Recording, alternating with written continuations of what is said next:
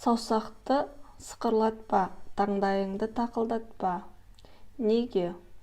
Сәлем достар, менің арнама жазыла кетіңіздер және лайк басуды ұмытпаңыздар. Болмайды, буындарыңа сары су жиналып, шодыр болып қалады, деп қорқытатын әжелеріміз. Бұл ырымдардың шыққан тегін білсеңіз, балалардың ермегі, кейде үлкендердің де әдетіне айналып кеткен осы саусақты сықырлату, таңдайды тақылдатудың қаншалықты жаман екенін біліп, мұндай істерден бас тартқан болар едіңіз. Кейде бала күнімде өзім де байқамай саусағымды сытырлатып отырған кезімде үлкендердің тыйым салғанын көріп, сытырлатса не болады екен деген сұрақты талай қойғанмын. Болмайды, буындарыңа сары су жиналып, шодыр болып қалады, деп қорқытатын әжелеріміз. Қыз бала болғандықтан, тіпті саусағымыздың да сұлу болғанын қалаймыз ғой. Сол саусақ сытырлатудың қорқынышты нәтижесін естігеннен соң бұл әдетімді сап тыйғанмын. Кейін білсем, бұл ұнамсыз әрекетке саналады екен. Ол туралы ел аузында тараған мынадай аңыз бар. Ібілістің әке-шешесі Әбілет пен Тәбілет құлшылық кезінде таңдайын қағып, оғаш дыбыс шығарады екен. Ал тәспі тартқанда саусақтарын сықырлатады екен. Алла тағала оларды осы жаман әдеттерінен қанша тыйса да, олар осы әдетін жалғастыра беріпті. Осының кесірінен Әбілет пен Тәбілет Тәңірінің теріс назарына ілігеді. Сондықтан қазақтың кішкентай балаларына саусағыңды сықырлатпа, таңдайыңды тартпа, ол шайтанның жақсы көретін ісі деп тыйым салып отырған.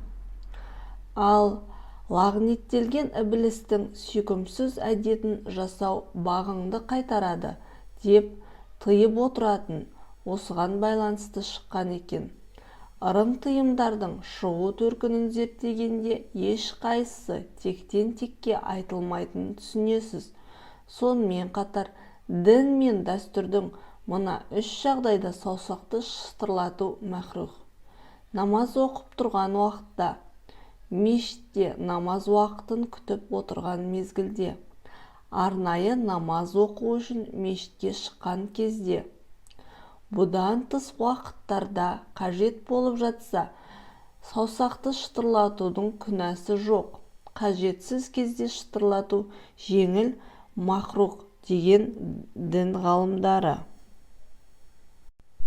Саусақтарыңыздың буынын жиі қытырлату өмірге зиян емес, ал естілетін сүйектің емес, буын арасындағы газ көпіршіктерінің дыбысы. Бастапқыда қызық үшін бастап, кейін әдетке еніп кеткен бұл қылығыңыз кейбір адамдардың жүйкесіне тиері анық. Сонымен қатар, оның денсаулыққа зиян екені туралы әңгімені де жиі еститін боларсыз. Бұл шешімдеріңіздің жалған екенін зерттеу нәтижелері көрсетіп отыр. Психолог Клодия Хэммондтың ойынша, бұл жай ғана саусаққа жасалған жаттығу жұмыстары. Ең қызығы, мұны жасап отырып адамдар рахаттана алады. Өзінің шаршағанын ұмытып, жаңа энергия көзін ашқандай болады.